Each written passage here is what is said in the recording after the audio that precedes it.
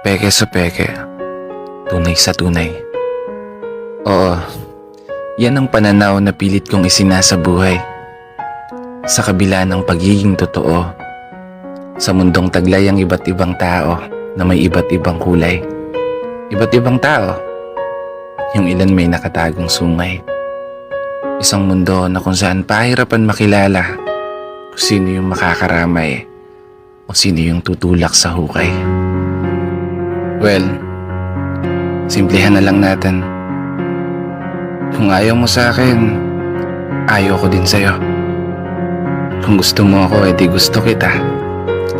Kung nagtitiwala ka sa akin, magtitiwala ako sa'yo. Pero kung galit ka naman, wala akong pake. Kasi hindi na tayo bata gaya ng dati na makikipaghabulan kapag ako na ang taya. Hindi na tayo mga bata na papalakat ng iyak kapag napagkakaisahan ka ng lahat na hindi ka isasali. Hindi na tayo mga bata na magmumukmuk na lang sa isang tabi. Hindi pwedeng hanggang dito lang ako. Ikaw ba? Ano bang pangarap mong maging?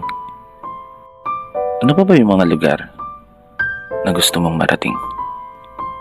Ano pa ba yung mga bagay na hangad mong gawin?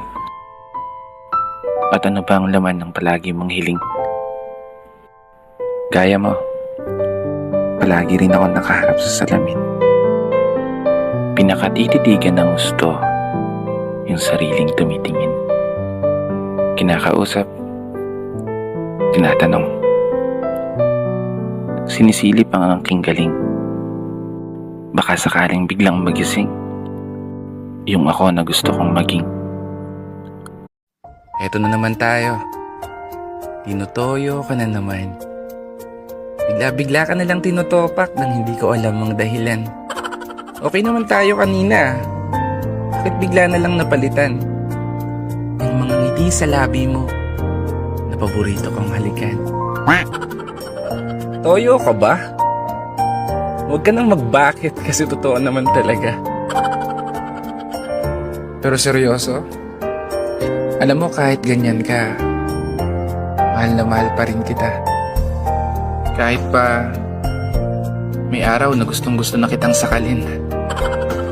May mga panahon na gusto na lang kitang itapon sa malalim na karagatan.